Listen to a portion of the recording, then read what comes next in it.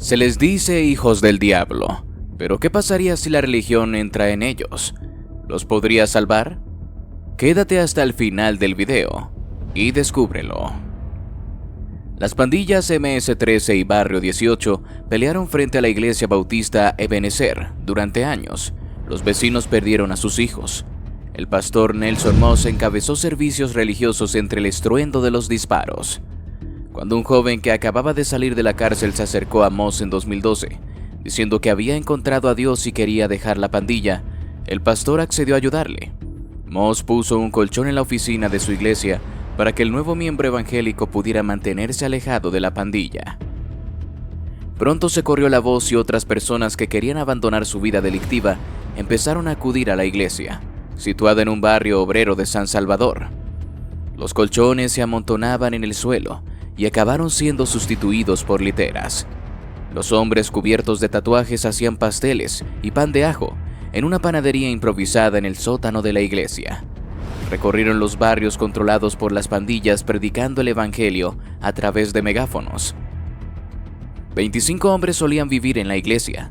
Docenas más llegaban en busca de redención. La primavera pasada, todo cesó bruscamente.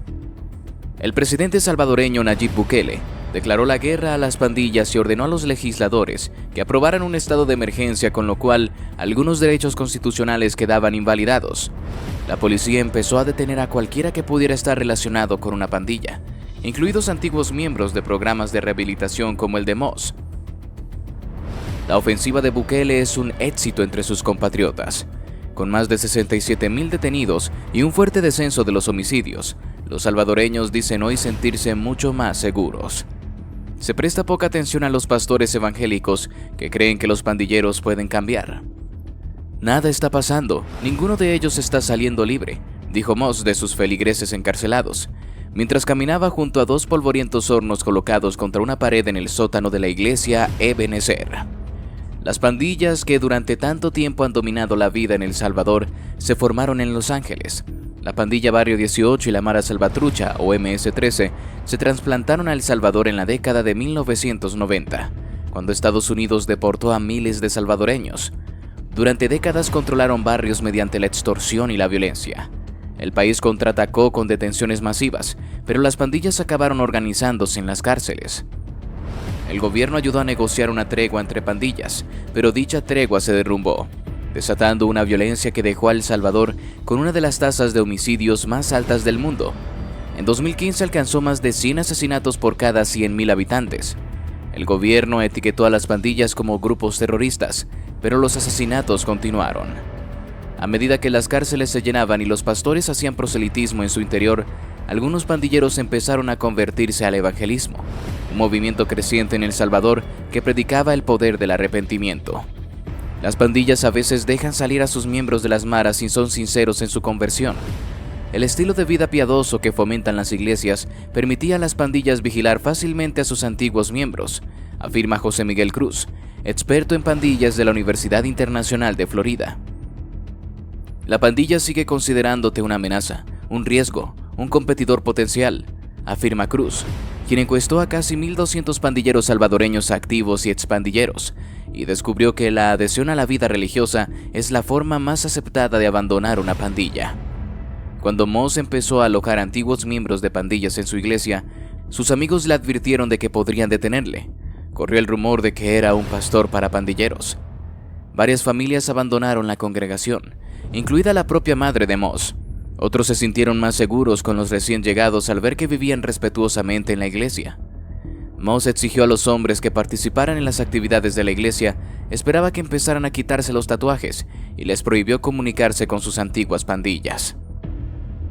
Varios fueron asesinados cuando su pandilla consideró que no estaban comprometidos con su nueva vida, tal vez después de verlos borrachos en la calle.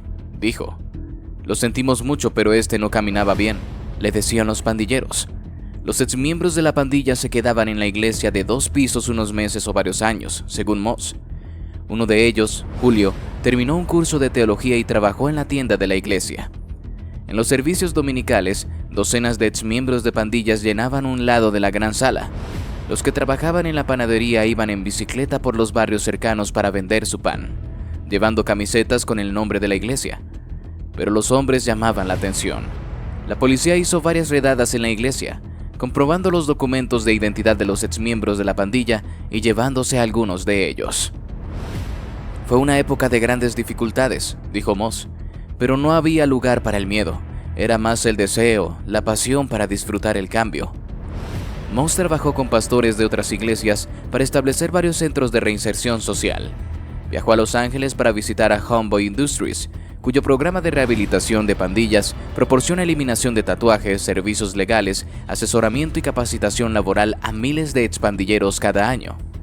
En 2019, la Agencia de Estados Unidos para el Desarrollo Internacional comenzó a trabajar en un programa para personas que decían haber abandonado o estaban tratando de abandonar las pandillas.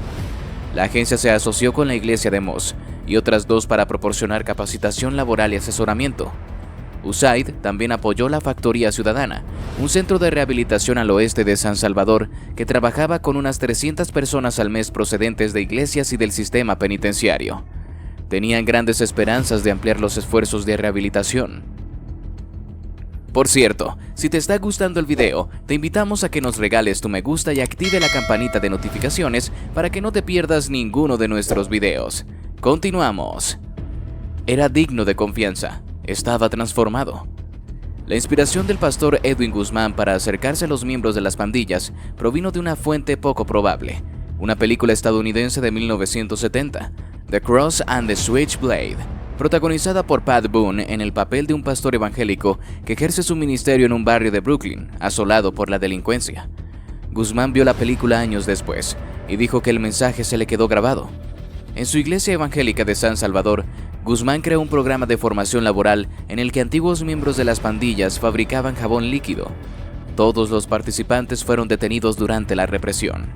También lo fueron decenas de padres con hijos en el programa extraescolar de la iglesia. Guzmán lloró al hablar de Armando, que abandonó la MS-13 cuando empezó a participar en el grupo de jóvenes de la iglesia a mediados de la década de 2000. En aquel momento Guzmán le dejó vivir en la iglesia y le dio las llaves. Algunos estaban en contra, pero yo dije que no. Dije que si no creíamos que Dios podía cambiar a esta gente, entonces ¿quién iba a creer? Recuerda. Armando fue detenido la primavera pasada tras trabajar como ayudante de la iglesia durante 17 años. Era de confianza, transformado, cambiado, dijo Guzmán. Dios había hecho la obra también en él. Armando era y es una buena persona. A una hora de distancia en la región de La Libertad, la iglesia evangélica de José Elvis Reynosa se encuentra sobre una polvorienta carretera de tierra.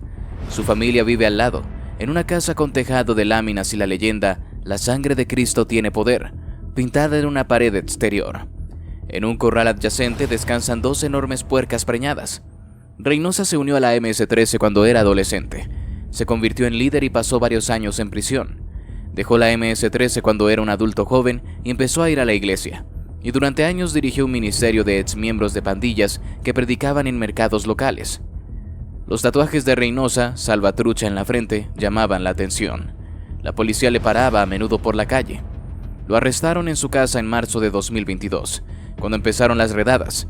Las autoridades publicaron la foto de Reynosa en Twitter, diciendo que sería juzgado por pertenecer a una organización terrorista.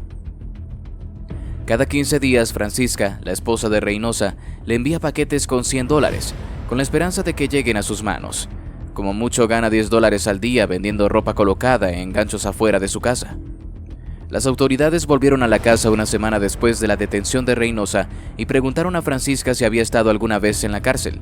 «Porque también nos estamos llevando las esposas que colaboran», le dijeron. La familia ha reunido cartas de otras iglesias que responden por Reynosa. Les preocupa su diabetes y, como otras tantas familias de muchos presos, no han obtenido información sobre su estado. Cuando la gente pregunta cómo está el pastor, no podemos decir nada, dice Mario Portillo, hijo de Reynosa, de 24 años, que ha asumido el cargo de pastor de la iglesia.